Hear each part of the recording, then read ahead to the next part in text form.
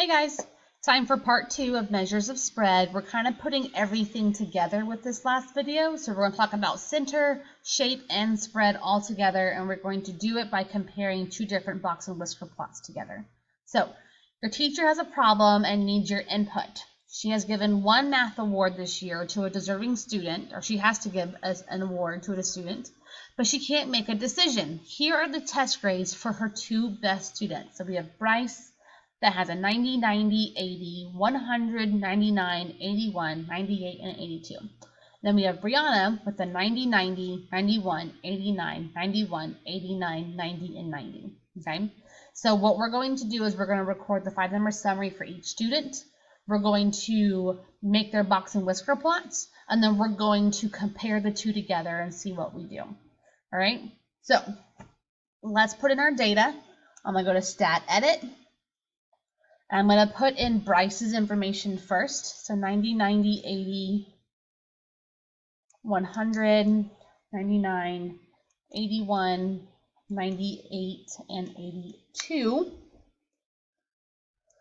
Calculate. I don't have a frequency listed anymore. All right, so it looks like for Bryce, I have a minimum. of an 80. Oh, let me get my. There you go. Bryce has a minimum test grade of an 80, a Q1 of an 81.5, that's the lower, like 25%.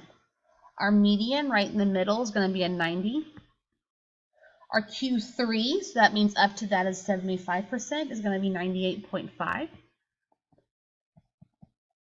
And then our maximum is 100.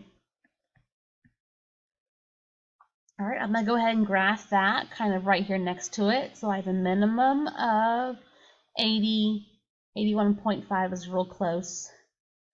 90 is over here. 98.5, and then there's my 100. All right, so here is the box and whisker for Bryce.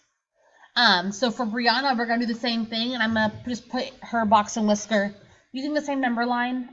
That's the best way to compare it, is to have them right on top of each other.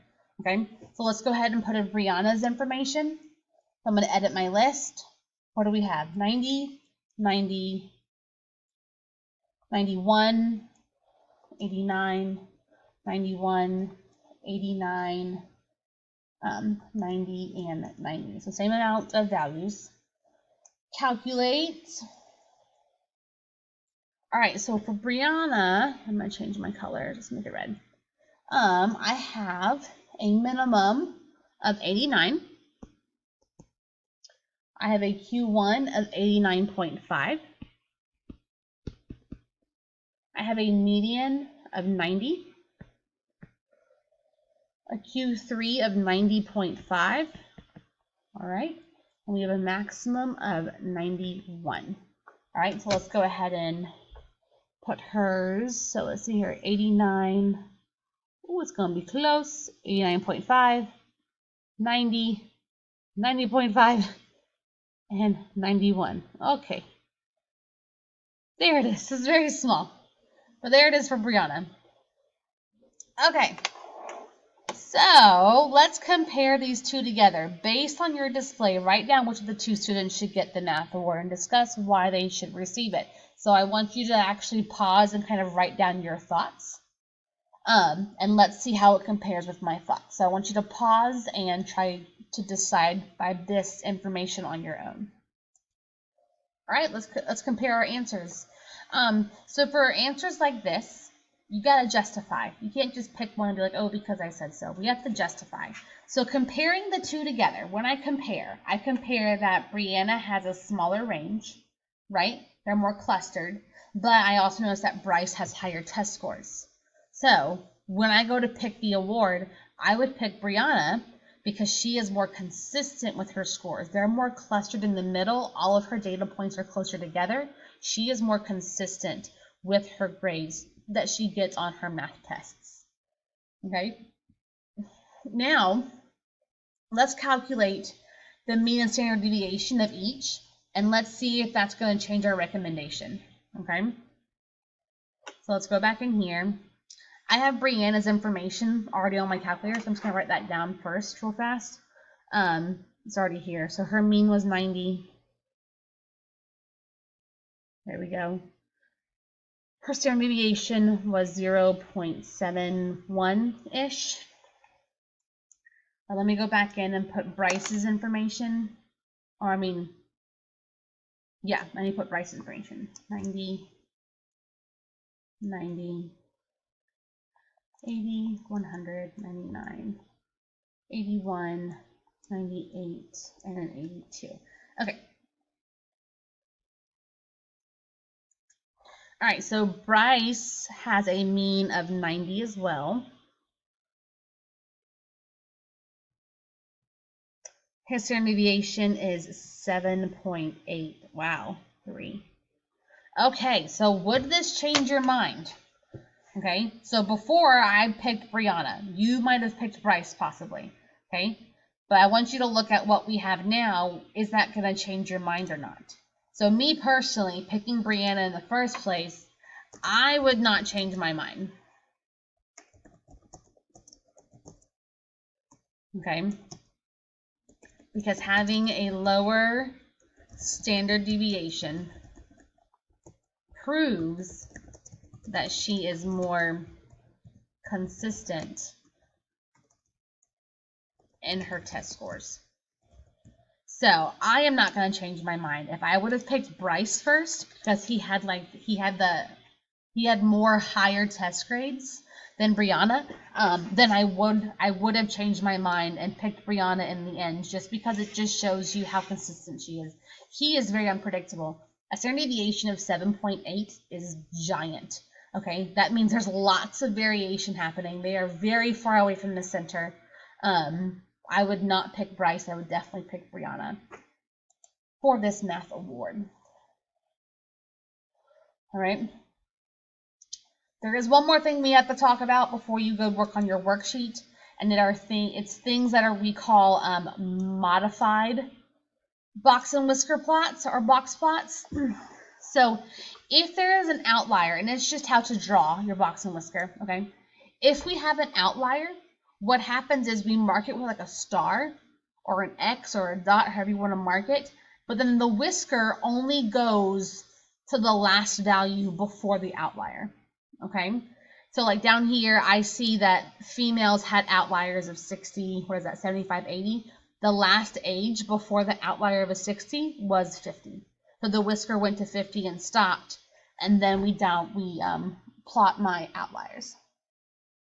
Okay, so let's just do a couple examples of those, just so we know how to create a box and whisker, what it's supposed to look like if there is an outlier. I have 2 of them, and then that's all I have for this video. There we go. Okay.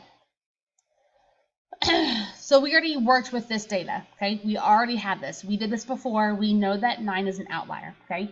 We already know this. So let's make the box and whisker plot. So our 5-number summary, I'm going to help you out. Our minimum was 1. Ooh, come on. There we go. Our Q1 is also 1. Our median for this data is 3. The Q3 is 4. And our maximum was 9. Okay, but we determined that this is an outlier. So my whisker, so when I draw it, I have my 1, right? Median, Q3, here's my box. And then I have a maximum of 9. I am not going to do, okay? We don't do that. We never connect to an outlier, okay? That's not going to happen. So because 9 is an outlier, I'm going to stop at the last value. Well, before I got to my outlier, what was it? It was a 5.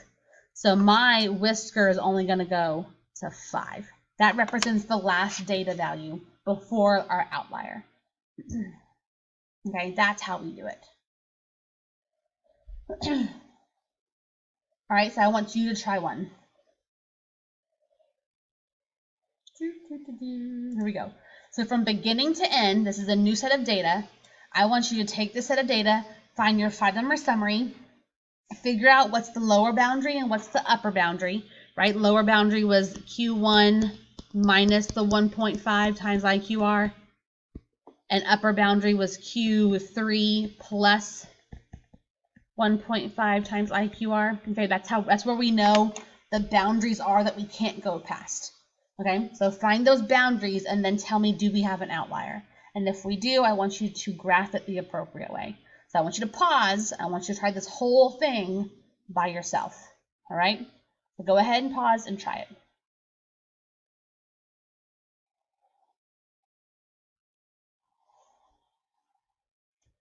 All right, so how did we do? 5-number summary: a minimum is -5, a Q1 of -1.5, a median of 3, a Q3 of 6.5, and a maximum of 21. So in order to find my boundaries, I had to find my IQR. So it wasn't listed, but I did do the work. So my IQR comes from doing Q3 minus Q1. So 6.5 minus -1.5, which gave me an 8. So for my lower boundary, I took my Q1 of -1.5 and I subtracted 1.5 times 8 from it to give a lower boundary of -13.5. Okay. Upper boundary, Q3 plus the 1.5 times IQR, which gave me 18.5. So do we have outliers? Well, I got 2 places to look. Is anything in my data set less than -13.5? No, no outliers on the lower end. Other side, are there any values bigger than 18.5? Yes, we have a 21. 21 is bigger, 21 is an outlier. So when I go to draw my box and whisker, I have all my key pieces.